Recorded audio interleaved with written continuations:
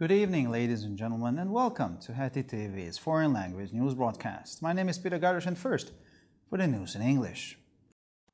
The magazine Mandiner also asked Viktor Orban about what happened at the EU summit, the issue of European competitiveness, and his meeting with Angela Merkel.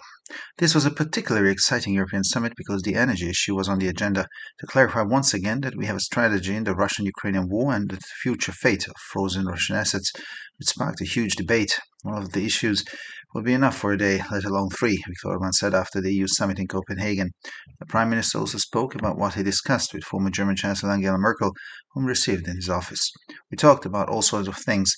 We both remembered we were both right about everything, but we said this to each other in a polite way, especially on the issue of migration. But we also talked about the competitiveness of the European economy, and she sees the same worrying signs as I do, said the Prime Minister, adding that the competitiveness turnaround is urgently needed here.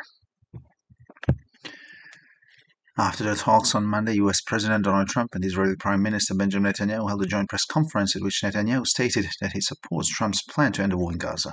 He said that this would enable Israel to achieve its war aims, namely to return all hostages to Israel, destroy Hamas's military capabilities and political rule, and ensure that Gaza never again poses a threat to Israel. One of the pillars of the plan currently on the table is the exchange of prisoners within 72 hours, with former British Foreign Secretary Tony Blair playing a key role on the ground as chairman of the Peace Committee.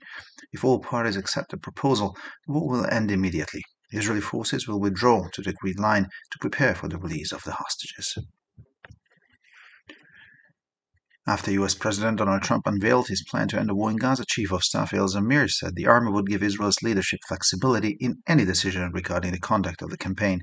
The comments were made during a visit to Gaza City. Zamir said at the meeting that the ongoing offensive in the city creates new opportunities and brings us closer to achieving the goals of the war.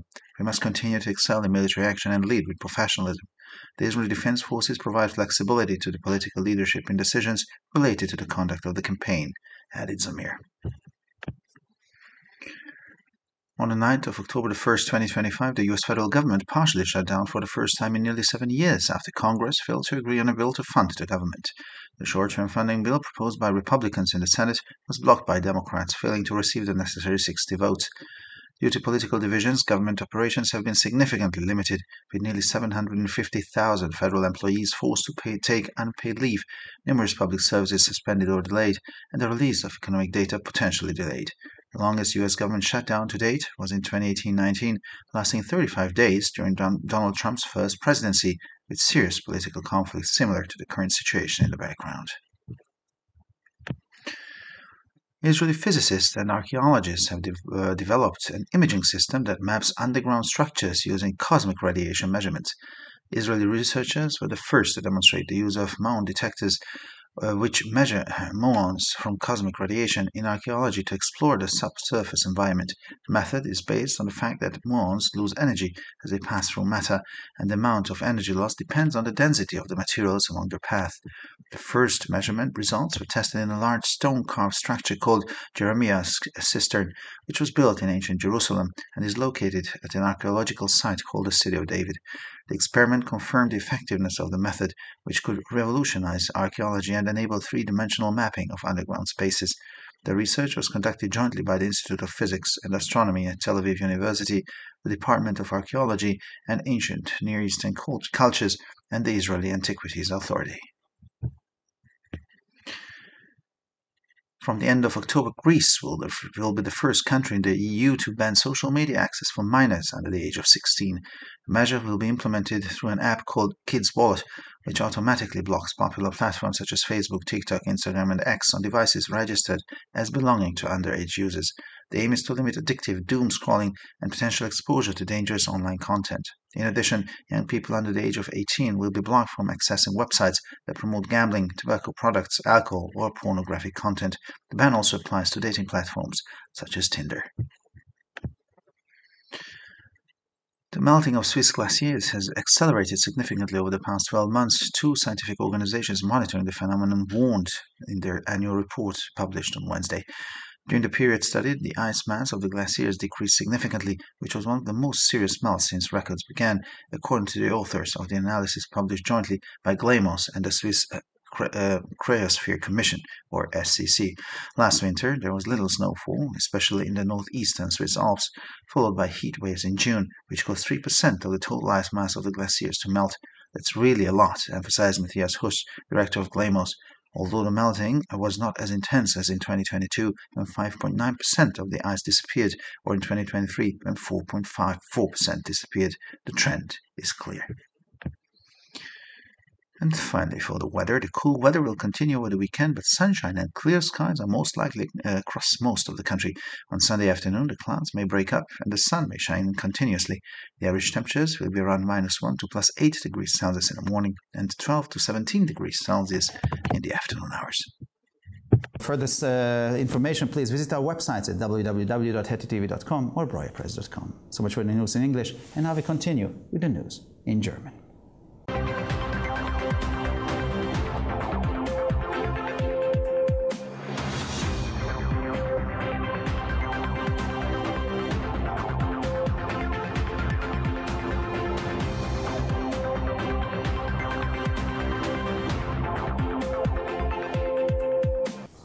Schönen guten Abend, liebe Zuschauer. Mein Name ist Peter Gardosch und nun zu den Nachrichten auf Deutsch.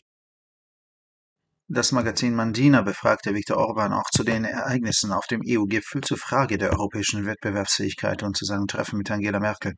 Dies war ein besonders spannender EU-Gipfel, dass das Thema Energie auf der Tagesordnung stand, um erneut zu verdeutlichen, dass wir eine Strategie im russisch-ukrainischen Krieg und hinsichtlich der Zukunft der eingefrorenen russischen Vermögenswerte haben, was eine große Debatte ausgelöst hat. Eines dieser Themen würde für einen Tag reichen, geschweige denn für 3, sagte Viktor Orban nach dem EU-Gipfel in Kopenhagen. Der Ministerpräsident sprach auch über das, was er mit der ehemaligen deutschen Bundeskanzlerin Angela Merkel besprochen hatte, die er in seinem Büro empfangen hatte. Wir haben über alle möglichen Dinge gesprochen. Wir haben uns beide daran erinnert, dass wir mit allem Recht hatten, aber wir haben uns das höflich gesagt, insbesondere zum Thema Migration. Wir haben aber auch über die Wettbewerbsfähigkeit der europäischen Wirtschaft gesprochen und sie sieht die gleichen beunruhigenden Anzeichen wie ich, sagte der Ministerpräsident und fügte hinzu, dass hier dringend eine Wende in der Wettbewerbsfähigkeit erforderlich sei. Nach ihren Gesprächen am Montag hielten US-Präsident Donald Trump und der israelische Ministerpräsident Benjamin Netanyahu eine gemeinsame Pressekonferenz ab, auf der Netanyahu erklärte, dass er Trumps Plan zur Beendigung des Krieges im Gazastreifen unterstütze. Er sagte, dies würde es Israel ermöglichen, seine Kriegsziele zu erreichen, nämlich alle Geiseln nach Israel zurückzubringen, die militärischen Fähigkeiten und die politische Herrschaft der Hamas zu zerstören und sicherzustellen, dass der Gazastreifen nie wieder eine Bedrohung für Israel darstellt. Einer der Eckpfeiler der derzeit vorliegenden Planes ist der Austausch von Gefangenen innerhalb von 72 Stunden, wobei der ehemalige britische Außenminister Tony Blair als Vorsitzender des Friedenskomitees eine Schlüsselrolle vor Ort spielt. Wenn alle Parteien den Vorschlag annehmen, wird der Krieg sofort beendet. Die israelischen Streitkräfte werden sich auf eine vereinbarte Linie zurückziehen, um die Freilassung der Geiseln vorzubereiten. Nachdem US-Präsident Donald Trump seinen Plan zur Beendigung des Krieges im Gazastreifen vorgestellt hatte, erklärte Stabschef Eyal Zamir, die Armee werde der israelischen Führung Flexibilität bei allen Entscheidungen hinsichtlich der Durchführung der Kampagne einräumen.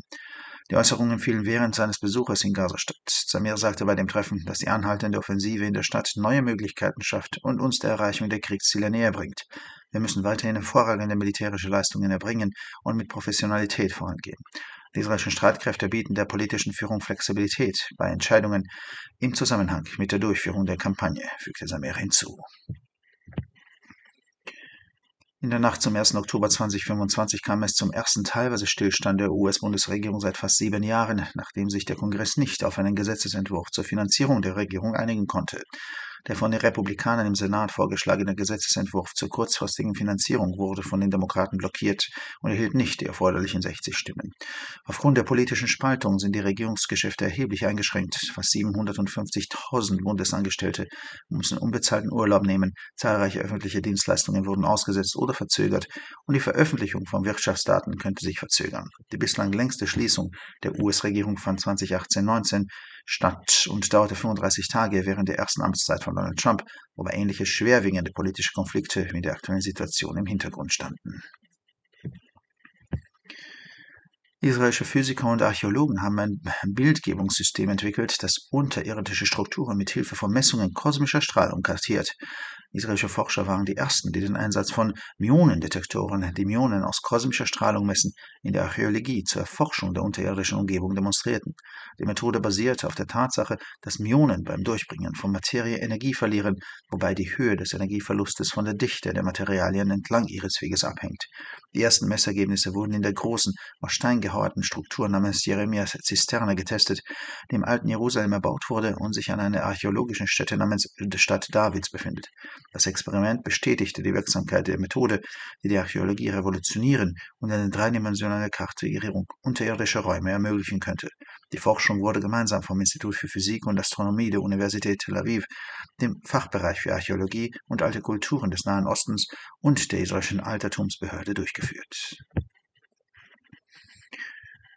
Ab Ende Oktober wird Griechenland als erstes Land der Europäischen Union Minderjährigen unter 16 Jahren den Zugang zu sozialen Medien verbieten. Die Maßnahme wird über eine App namens Kids Wallet umgesetzt, die beliebte Plattformen wie Facebook, TikTok, Instagram und X auf Geräten, die als Geräte minderjähriger Nutzer registriert sind, automatisch blockiert.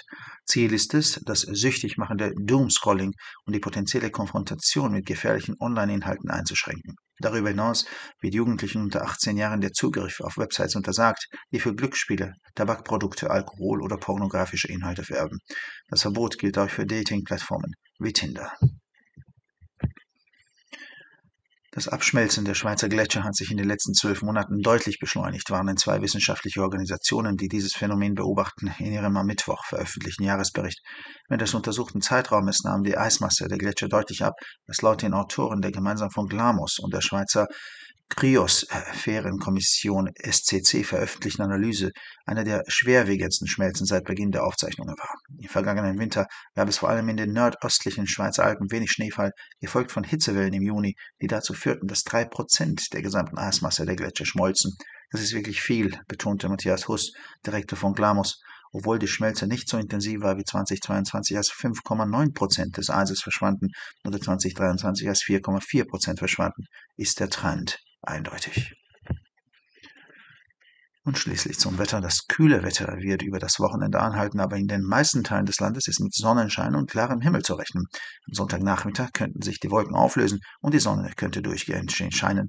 Die Durchschnittstemperaturen liegen morgens bei -1 bis +8 Grad und nachmittags bei 12 bis 17 Grad Celsius. Für weitere Nachrichten besichtigen Sie bitte unsere Webseiten www.hettitv.com sowie www.breuerpress.com. Ich bedanke mich für die Aufmerksamkeit und nun zu den Nachrichten auf Französisch.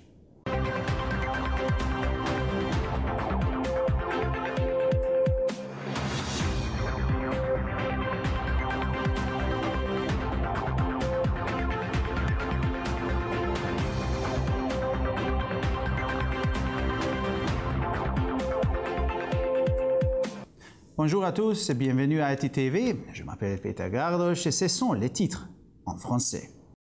Mandiner a également interrogé Viktor Orban sur les événements du sommet européen, la question de la compétitivité européenne et sa rencontre avec Angela Merkel. Ces sommets européens étaient particulièrement passionnants car la question énergétique était à l'ordre du jour afin de clarifier une fois de plus notre stratégie dans le conflit russo-ukrainien et le sort futur des avoirs russes gelés, ce qui a suscité un vif débat. Une seule de ces questions suffirait pour une journée, sans parler de trois, a déclaré Viktor Orban après le sommet européen à Copenhague. Le Premier ministre a également évoqué ce dont il avait discuté avec l'ancien chancelier allemande Angela Merkel, qu'il avait reçu dans son bureau. Nous avons parlé de toutes sortes de choses. Nous avons tous de souvenirs que nous avions raison sur tout, mais nous nous le sommes dit de manière polie, en particulier sur la question de la migration. Mais nous avons également parlé de la compétitivité de l'économie européenne et elle voit les mêmes signes inquiétants que moi, a déclaré le Premier ministre, ajoutant qu'un redressement de la compétitivité était nécessaire de toute urgence dans ce domaine. Après leur discussion lundi, le président américain Donald Trump et le premier ministre israélien Benjamin Netanyahu ont tenu une conférence de presse conjointe au cours de laquelle Netanyahu a déclaré qu'il soutenait le plan de Trump visant à mettre fin à la guerre en Gaza. Il a déclaré que cela permettrait à Israël d'atteindre ses objectifs de guerre, à savoir ramener tous les otages en Israël, détruire les capacités militaires et le pouvoir politique du Hamas et garantir que Gaza ne représente plus jamais une menace pour Israël. L'un des piliers du plan actuellement sur la table l'échange des prisonniers dans les 72 heures. L'ancien ministre britannique des Affaires étrangères Tony Blair joue un rôle clé sur le terrain en tant que président du comité pour la paix. Si toutes les parties acceptent la proposition, la guerre prendra fin immédiatement. Les forces israéliennes se retireront jusqu'à la ligne convenue afin de préparer la libération des otages. Après que le président américain Donald Trump ait dévoilé son plan pour mettre fin à la guerre à Gaza, le chef d'état-major Eyal Zamir a déclaré que l'armée donnerait aux dirigeants israéliens une certaine flexibilité dans toute décision concernant la conduite de la campagne. Ces commentaires ont été faits lors d'une visite à Gaza.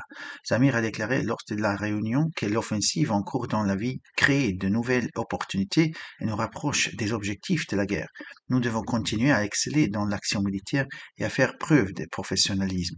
Les forces de défense israéliennes offrent une flexibilité aux dirigeants politiques dans les décisions liées à la conduite de la campagne, a ajouté Zamir.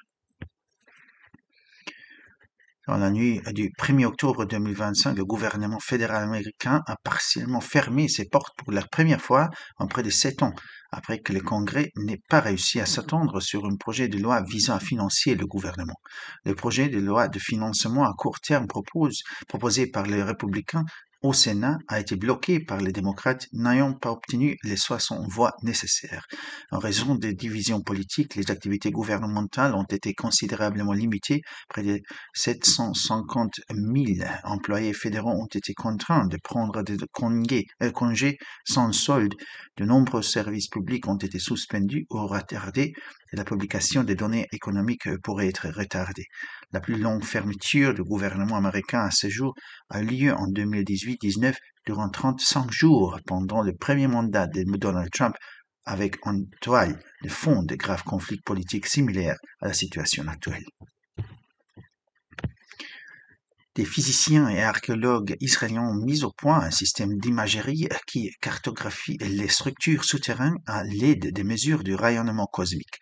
Les chercheurs israéliens ont été les premiers à démontrer l'utilisation des détecteurs de muons qui mesurent les muons provenant du rayonnement cosmique en archéologie pour explorer l'environnement souterrain.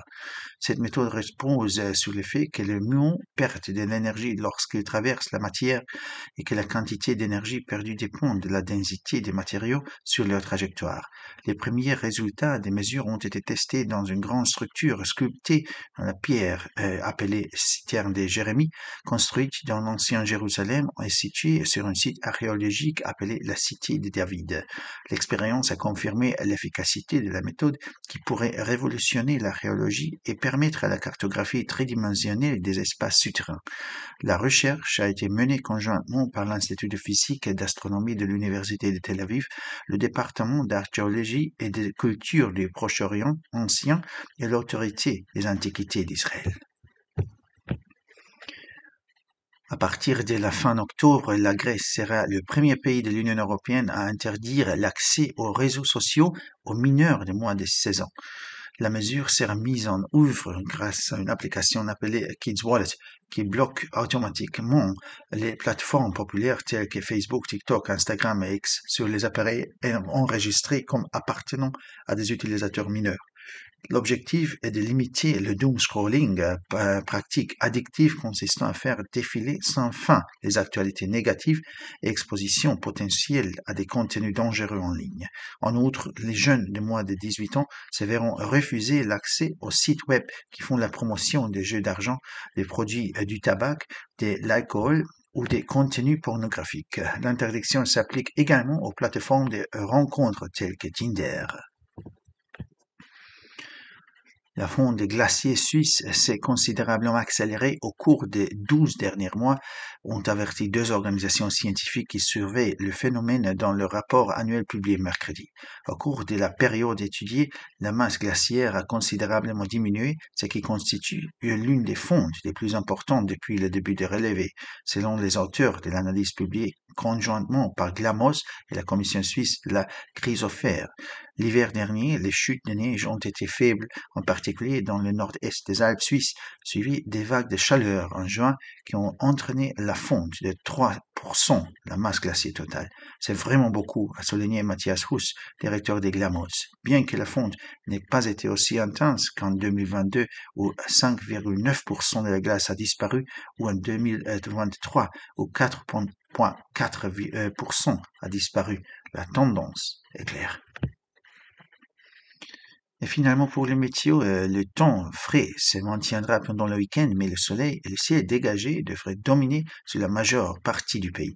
Dimanche après-midi, les nuages pourraient se dissiper et le soleil pourrait briller sans interruption. La température moyenne sera comprise entre -1 et 8 degrés le matin et entre 12 et 17 degrés l'après-midi. Pour encore plus d'actualités, visitez nos sites internet attv.com et broyapresse.com. Merci de votre attention et maintenant, les nouvelles en espagnol.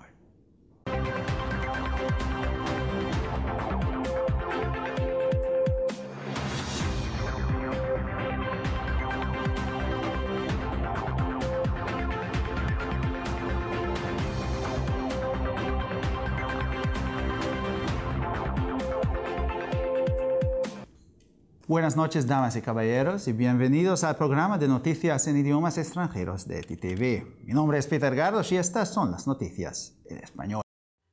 Madiner también preguntó a Víctor Orbán sobre lo ocurrido en la cumbre de la UE, la cuestión de la competitividad europea y su reunión con Angela Merkel. Esta ha sido una cumbre europea especialmente emocionante porque se ha tratado el tema de la energía para aclarar una vez más que tenemos una estrategia en la guerra entre Rusia y Ucrania y el futuro destino de los activos rusos congelados, lo que ha suscitado un gran debate. Cualquiera de estos temas daría para un día, por no hablar de 3, declaró Víctor Orbán tras la cumbre de la UE en Copenhague. El primer ministro también habló de lo que discutió con la ex canciller alemana Angela Merkel, a quien recibió en su despacho. Hablamos de todo tipo de cosas. Ambos recordamos que los dos teníamos razón en todo, pero nos lo dijimos en forma educada, especialmente en lo relativo a la cuestión de la migración. Pero también hablamos de la competitividad de la economía europea y a ver que los mismos signos preocupantes que yo, afirmó el primer ministro, añadiendo que es urgente un cambio de rumbo en materia de competitividad. Tras sus conversaciones del lunes, el presidente estadounidense Donald Trump y el primer ministro israelí Benjamin Netanyahu celebraron una rueda de prensa conjunta en la que Netanyahu declaró que apoya el plan de Trump para poner fin a la guerra en Gaza. Afirmó que esto permitiría a Israel alcanzar sus objetivos bélicos, a saber, devolver a todos los rehenes a Israel, destruir la capacidad militar y el dominio político de Hamas y garantizar que Gaza nunca más suponga una amenaza para Israel. Uno de los pilares del plan que se está debatiendo actualmente es el intercambio de prisioneros en un plazo de 72 horas con el exministro de Asuntos Exteriores británico Tony Blair, desempeñado un papel clave sobre el terreno como presidente del Comité de Paz. Si todas las partes aceptan la propuesta, la guerra terminará inmediatamente. Las fuerzas israelíes se retirarán a la línea acordada para preparar la liberación de los rehenes. Después de que el presidente estadounidense Donald Trump revelara su plan para poner fin a la guerra en Gaza, el jefe del Estado Mayor Eyal Zamir afirmó que el ejército daría flexibilidad al liderazgo israelí en cualquier decisión relativa a la conducción de la campaña. Los comentarios se hicieron durante una visita a la ciudad de Gaza. Zamir dijo en la reunión que la ofensiva en curso de la ciudad crea nuevas oportunidades y nos acerca al logro de los objetivos de la guerra. Debemos seguir destacando en la acción militar y liderar con profesionalidad. Las fuerzas de defensa de Israel proporcionan flexibilidad a los líderes políticos en las decisiones relacionadas con la conducción de la campaña, añadió Zamir. En la noche del 1 de octubre de 2025, el gobierno federal de Estados Unidos cerró parcialmente por primera vez en casi 7 años después de que el Congreso no lograra ponerse de acuerdo sobre un proyecto de ley para financiar el gobierno. El proyecto de ley de financiación a corto plazo propuesto por los republicanos en el Senado fue bloqueado por los demócratas al no recibir los 60 votos necesarios. Debido a las divisiones políticas, las operaciones del gobierno se han visto significativamente limitadas con casi 50.000 empleados federales obligados a tomar vacaciones sin sueldo, numerosos servicios públicos suspendidos o retrasados y la publicación de datos económicos potencialmente retrasada. El cierre más largo del gobierno de los Estados Unidos hasta la fecha fue en 2018-19, una duración de 35 días durante la primera presidencia de Donald Trump, con graves conflictos políticos similares a la situación actual como telón de fondo. Físicos y arqueólogos israelíes han desarrollado un sistema de imágenes que cartografía estructuras subterráneas utilizando mediciones de radiación cósmica. Los investigadores israelíes fueron los primeros en demostrar el uso de detectores de muones que miden los muones de la radiación cósmica en arqueología para explorar el entorno subterráneo. El método se basa en el hecho de que los muones pierden energía al atravesar la materia y la cantidad de energía perdida depende de la densidad de los materiales a lo largo de su trayectoria. Los primeros resultados de las mediciones se probaron en una gran estructura tallada en piedra llamada Cisterna de Jeremías, construida en la antigua Jerusalén y situada en un yacimiento arqueológico llamado Ciudad de David. El experimento confirmó la eficacia del método que podría revolucionar la arqueología y permitir la cartografía tridimensional de los espacios subterráneos. La investigación fue realizada conjuntamente por el Instituto de Física y Astronomía de la Universidad de Tel Aviv, el Departamento de Arqueología y Culturas de Antiguo Oriente Próximo y la Autoridad de Antigüedades de Israel. A partir de finales de octubre, Grecia sería el primer país de la Unión Europea en prohibir el acceso a las redes sociales a los menores de 16 años. La medida se aplicará a través de una aplicación llamada Kids Wallet que bloquea automáticamente plataformas populares como Facebook, TikTok, Instagram y X en los dispositivos registrados como pertenecientes a usuarios menores de edad. El objetivo es limitar el adictivo doom scrolling y la posible exposición a contenidos peligrosos en Internet. Además, se bloqueará el acceso de los menores de 18 años a sitios web que promuevan el juego, los productos del tabaco, el alcohol o los contenidos pornográficos. La prohibición también se aplica a plataformas de citas como Tinder. El deshielo de los glaciares suizos se ha acelerado significativamente en los últimos 12 meses, según advirtieron dos organizaciones científicas que monitorean el fenómeno en su informe anual publicado el miércoles. Durante el periodo estudiado, la masa de hielo de los glaciares disminuyó significativamente, lo que supuso uno de los deshielos más graves desde que se tienen registros, según los autores de análisis publicado conjuntamente por GLAMOS y la Comisión Suiza de la Criosfera. El invierno pasado hubo pocas nevadas, especialmente en el noreste de los Alpes suizos, seguidas de olas de calor en junio, lo que provocó el deshielo de 3% de la masa total de hielo de los glaciares. Es realmente mucho, subrayó Matías Just, director de GLAMOS, aunque el deshielo no fue tan intenso como en 2022, cuando desapareció el 5.9% de hielo, o en 2023, cuando desapareció el 4.4%. La tendencia es clara. Finalmente, por el tiempo. El tiempo fresco continuará durante el fin de semana, pero es muy probable que haya sol y cielos despejados en la mayor parte del país. El domingo por la tarde las nubes podrían disiparse y el sol podría brillar de forma continuada. La temperatura media rondará entre menos 1 y 8 grados por la mañana y entre 12 y 17 grados por la tarde.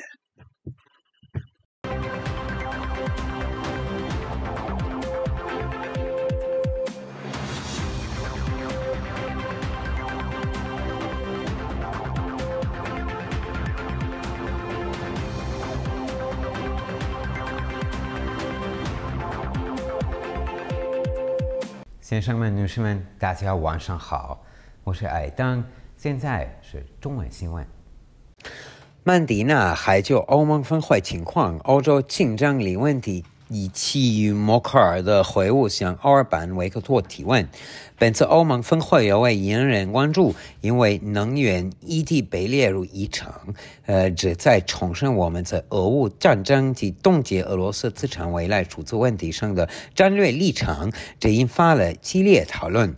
但是其中一个议题就足以讨论一整天，更何况是3个议题。奥尔班·维克多在哥本哈根欧盟峰会后表示，这位总理还谈及他在其办公室会见德国前总理安格拉·默克尔是讨论的内容。我们谈论了各种话题，我们都记得自己对所有事情都是正确立场，但我们以礼貌的方式向对方表达了这一点，尤其是在移民问题上。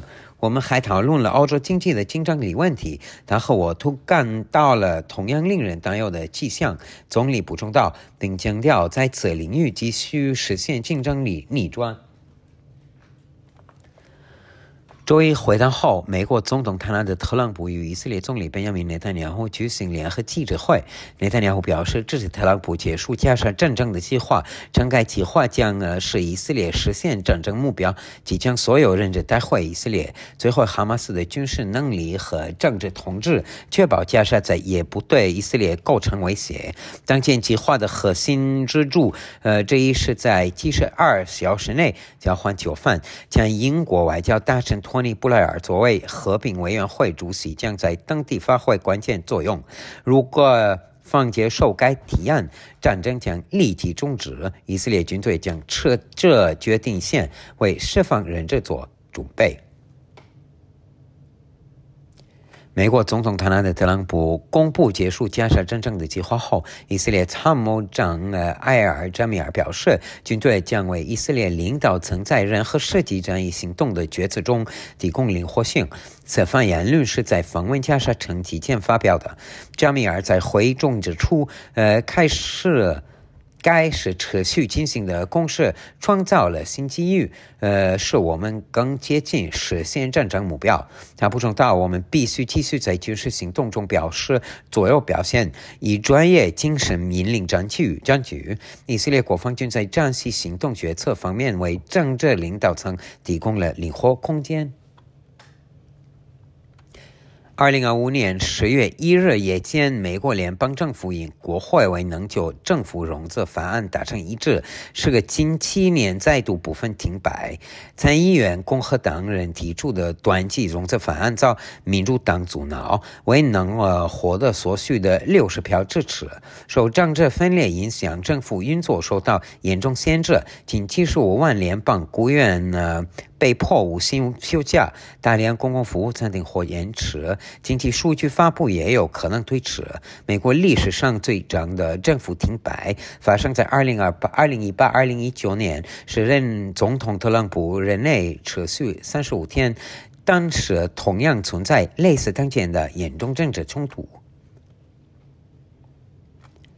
以色列物理学家和考古学家开发出一种呈现系统，利用宇宙辐射测量指挥地下建筑物。以色列研究人员率先在考古学中运用介绍模子探测器，该设备可测量宇宙辐射产生的模子，来探索地表异性的环境。该方法基于模子穿透物质时会衰减能量的原理，其能量损失程度取决于路径上物质的密度。首次测量在名为耶利姆蓄水池的大型石头建筑中完成，该建筑建于古代耶路撒冷位于大卫城考古遗址。实验证实该方法有效性，有望革新考古学并实现地下空间的三维测绘。研究由特拉维夫大学物理与天文学研究所、考古学与古代东方文化西及以色列考古局联合开展。自10月底起，希腊将成为欧盟首个禁止16岁以下未成年人使用社交媒体的国家。该措施将通过名为“儿童简报” Kids Wallet 的应用程序实施。该程序会自动屏蔽注册为未成年用户设备上的热门平台，包括脸书、Facebook、TikTok、Instagram 以及 X。旨在限制令人上瘾的末日式刷屏 Doom Scrolling 行为，并防止未成年人接触危险网络内容。此外，18岁以下青少年将被禁止访问推广赌博、烟草制品、酒精或色情内容的网站。该禁令同样适用于 Tinder 等交友平台。2个监测该现象的科学组织在周三发布的年度报告中发出警告，过去12个月里，瑞士冰川融化速度显著加快。GLAMOS 与瑞士冰冻圈观测委员会联合发布的分析报告作者们指出，在研究期间，冰川冰量大幅减少，这是有记录以来最严重的融化事件之一。今年冬季间雪稀少，尤其在瑞士阿尔卑斯山东北部，随后6月又遭遇热浪侵袭，导致冰川总冰量的3%消融，这确实相当严重。GLAMOS 主任马蒂亚斯胡斯强调，尽管融化程度不及2022年冰量消失5.9%和2023年消失4.4%那么剧烈，但趋势已十分明朗。那本周末天气将持续凉爽，在全国大部分地区最有可能出现的是晴天和阳光明媚的天气。周日下午云层可能消散，阳光将持续普照，特征平均气温将维持在早晨零下1到8摄氏度，午后12至17摄氏度。女士们、先生们，非常感谢。为了更多的新闻，请关注我们的网站 hettydavid.com 或者 boyerpress.com。 我们祝你们周末愉快，谢谢。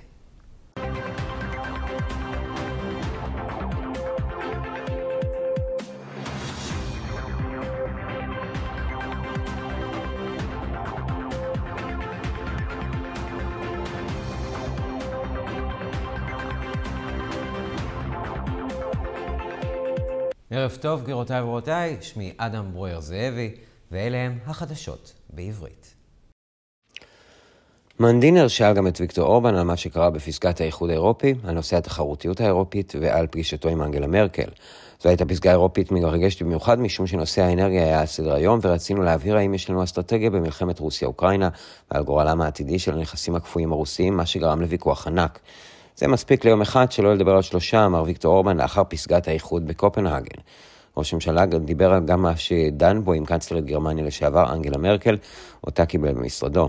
דיברנו על כל מיני דברים, שנינו זכרנו ששנינו צדקנו, אבל אמרנו את זה אחד לשני בצורה מנומסת, במיוחד בנושא ההגירה. דיברנו על התחרותיות של הכלכלה האירופית, והיא רואה את אותם סימנים מדאיגים כמוני, אמר ראש הממשלה, והוסיף כי יש צורך דחוף במפנה בתחרותיות. נשיא ארצות הברית דונלד טראמפ וראש ממשלת ישראל בנימין נתניהו קיימו מסיבת עיתונאים משותפת לאחר פגישתם ביום שני, והצהיר נתניהו כי הוא תומך בתוכניתו של טראמפ לסיים את המלחמה בעזה.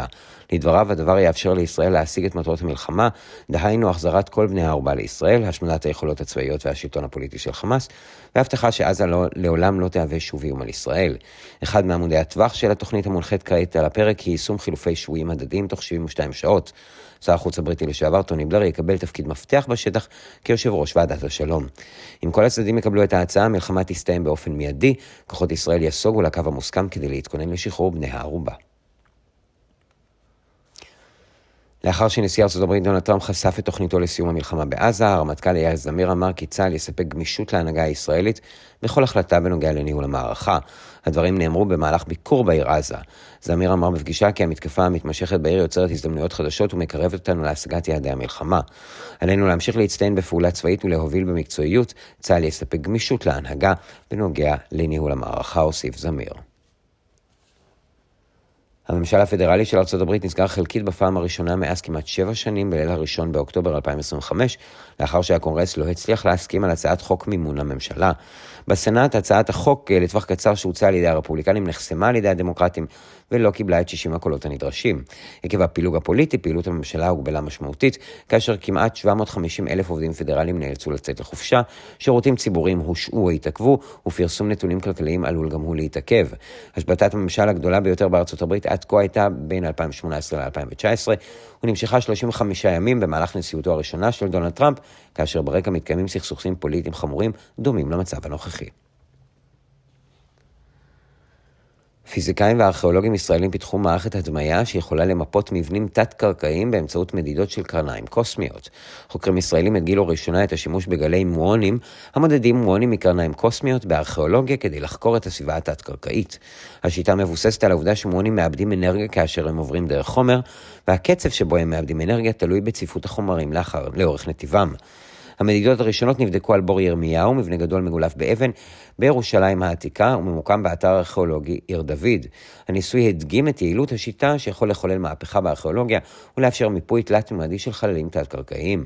המחקר נערך במשותף על ידי המכון לפיזיקה ואסטרונומיה של אוניברסיטת תל אביב, המחלקה לארכיאולוגיה ותרבויות המזרח הקדום ורשות העתיקות. החל מסוף אוקטובר, יוון תהפוך למדינה הראשונה באיחוד האירופי שתאסור גישה לרשתות חברתיות עבור קטינים מתחת לגיל 16. הצעד יושם באמצעות אפליקציה בשם ארנק לילדים, שתחסום אוטומטית הגישה לפלטפורמות פופולריות כמו פייסבוק, טיק טוק, אינסטגרם ואקס, במכשירים הרשומים כמכשירים על ידי משתמשים קטינים. המטרה היא להגביל דום סקרולינג, ממכר וחשיפה פוטנציאלית לתוכן מקוון מסוכן. בנוסף, הגישה לאתרים המקדמים הימורים, מוצרי טבק, אלכוהול או פורנוגרפיה תיחסם עבור אלו מתחת לגיל 18. האיסור חל גם על פלטפורמת היכרויות כמו טינדר.